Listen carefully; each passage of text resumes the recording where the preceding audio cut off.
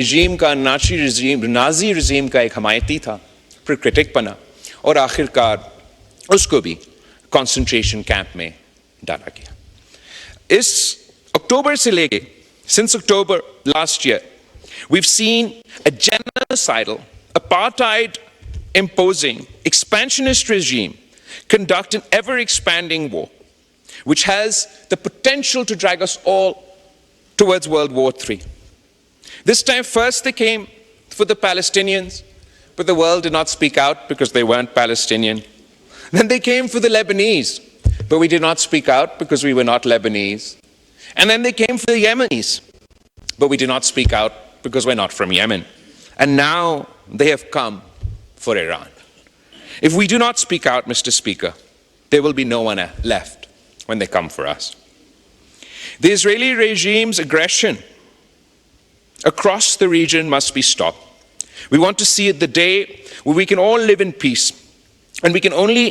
start working towards that peace if the Netanyahu regime is stopped from its illegal war with Iran, forced to abide by the terms of its withdrawal and ceasefire in Lebanon, and end its apartheid and genocide on Palestinian lands. As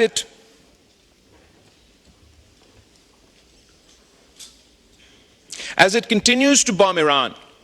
the world must not forget that this Israeli regime, this Netanyahu regime, is currently carrying out the forced starvation of Palestinians in the Gaza Strip. Janab Speaker, ہمارے خطے میں اور میں فخر سے کہہ سکتا ہوں کہ ہم نے اس کو جنگ کے میدان میں ہروا دیا، سفارتکاری کے میدان میں ہروا دیا اور بیانیہ کے میدان میں ہروا دیا۔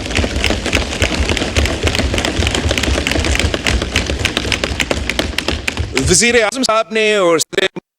مملکت نے مجھے اور ہمارے کمیٹی کو ایک اہم ذمہ داری دی، اور ہم فخر کے ساتھ کہہ سکتے ہیں کہ جہاں ہم گئے ہم نے پاکستان کا موقف، پاکستان کا بیانیہ پیش کیا، اور جہاں جہاں ہم پہنچے وہاں پیچھے پیچھے اس سستی کاپی کا بھی نمائندے پہنچے، وہ بھی اپنا ملک کا بیانیہ، اپنا ملک کا موقف لے کر آئے۔ ہمارا بیانیہ تو امن کا پیغام تھا، بٹ پیس ٹو اسٹرینتھ۔ ہم ایک جنگ جیت چکے تھے، ایک جہاز گرا چکے تھے، اور ہمارا موقف یہ کہ ہم نے سیز فائر تو حاصل کر لی، لیکن جب تک اس خطے میں ہم مستقل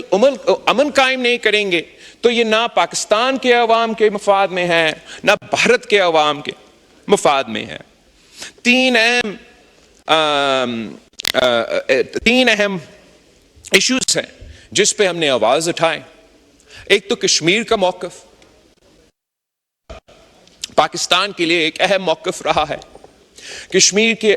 عوام کے جو امیدیں ہیں، جو ان کا حق ہے، جہاں تک یونائٹڈ نیشنز کی ریزولوشنز کے مطابق، اس پہ نہ صرف ہم نے بات کی ہے، اگر آپ پچھلے حکومت کا 2019 میں جب کشمیر کا حملہ ہوا اور ان کا وزیر اعظم یہاں کھڑا تھا، اور ہم سب نے دیکھا کہ اس کی ری ایکشن میں ہمارا وزیر اعظم صاحب نے اس وقت کہا کہ میں کیا کروں، اب کیا چاہتے ہو کہ میں بھارت کے ساتھ جنگ چھیڑ دوں؟ اگر میرا الفاظ آپ کو غلط لگے آپ وہ ریکارڈنگ دیکھ لیں۔ ریکارڈنگ ہم سب نے یہ دیکھا، وزیر اعظم صاحب نے اٹھ کے کہا کہ میں کیا کروں، آپ کیا چاہتے ہو، میں جنگ چھیڑ دوں۔ لیکن میں فخر کے ساتھ کہہ سکتا ہوں کہ اس دفعہ جب کشمیر پہ حملہ ہوا، جب پاکستان پہ حملہ ہوا، بھارت کے طرف سے حملہ ہوا، تو پاکستان ڈرا نہیں، جھکا نہیں، ہم نے جنگ کی، اور وہ جنگ جیت چکے۔ جب پچھلا حکومت کا رد عمل یہ تھا کہ ہم کشمیر ہائی وے کو آج کے بعد سری نگر ہائی وے کہہ دیں گے، جب پچھلا حکومت کا رد عمل یہ تھا کہ ہر فرائیڈے کو بعد نماز جمعہ پاکستان کے اندر ہم سب کھڑے ہو کے، جہاں بھی ہم ہوں گے وہیں کے وہیں کھڑے ہو کے کشمیر کے لیے آواز اٹھائیں گے، اس حکومت کا جواب یہ تھا کہ ان کچے جہاز گرائیں، ان کو مجبور کیے کہ سیز فائر ہو، اور جو ان خان صاحب کے حکومت کے بعد بھارت زور اور شور سے کہتا تھا کہ کشمیر ہمارا اندرونی معاملہ بن چکا ہے، اب بین الاقوامی آبزرورز ہمارا یہ ٹور میں مان رہے ہیں کہ یہ تو ایک عالمی ایشو، انٹرنیشنل ایشو بن چکا ہے۔ تو سب سے پہلے سکسیس یہ ہے کہ ہم نے کشمیر کوز کو، جو ماضی میں اندرونی معاملہ میں تبدیل کر چکا تھا، ایک بین الاقوامی معاملہ بن چکا ہے۔ یہ کشمیریوں کا سب سے بڑا کامیابی ہے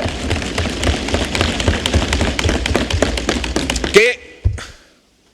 یونائٹڈ نیشنز ہو یا یونائٹڈ اسٹیٹس کا صدر ہو، وہ سب کہتے ہیں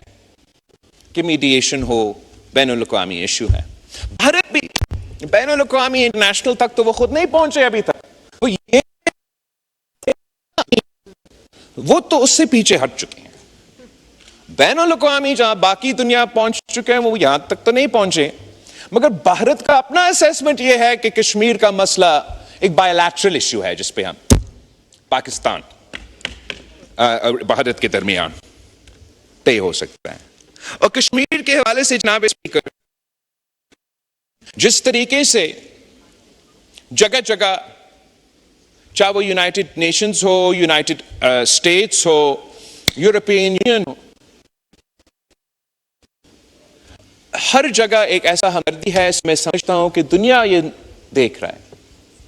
کہ جو بھی طریقہ کار اسرائیل نے غزہ میں امپلیمنٹ کرنے کی کوشش کی، ویسا ہی مودی نے کشمیر میں کرنے کی کوشش کی، اور اس کی وجہ سے ایک ہمدردی پیدا ہو رہا ہے، اور میں امید کرتا ہوں کہ ہم یہ جدوجہد جاری رکھیں گے اور انشاءاللہ تعالی ہم کشمیر کے عوام کو انصاف دلوائیں گے۔ جو دوسرا سب سے بڑا ایشو جو سندھو پہ حملہ ہوا ہے، جو کے بعد کہ سنتاس معاہدہ ختم، اور وہ سنتاس معاہدہ کو ابائنس ہولڈ کر رہے ہیں۔ نہ سب سے پہلے یہ تو غیر قانونی ہے، ان ابائنس تو ہے نہیں، Indus Water Treaty even today is binding on Pakistan. But رکیں گے، صرف دھمکی دینا، یہ دھمکی ہی یونائٹڈ نیشنز کی چارٹر کی خلاف ورزی ہے، یہ غیر قانونی ہے، یہ بھارت نہیں کر سکتا۔ اس دھمکی پہ عمل درآمد کرنے سے اگر خدا نہ خواستہ بھارت یہ فیصلہ کرتا ہے کہ اس نے اس دھمکی پہ عمل درآمد کرنا ہے، تو ہم نے ابھی ان کو جنگ میں ہروایا، ہمیں ایک اور جنگ کرنا پڑے گا، اور اس جنگ کے نتیجے میں پھر جو 3 دریا آج بھارت کے پاس ہے اور 3 دریا پاکستان کے پاس ہے، اگر وہ ہمارے 3 دریا پہ ڈیم بنانے کی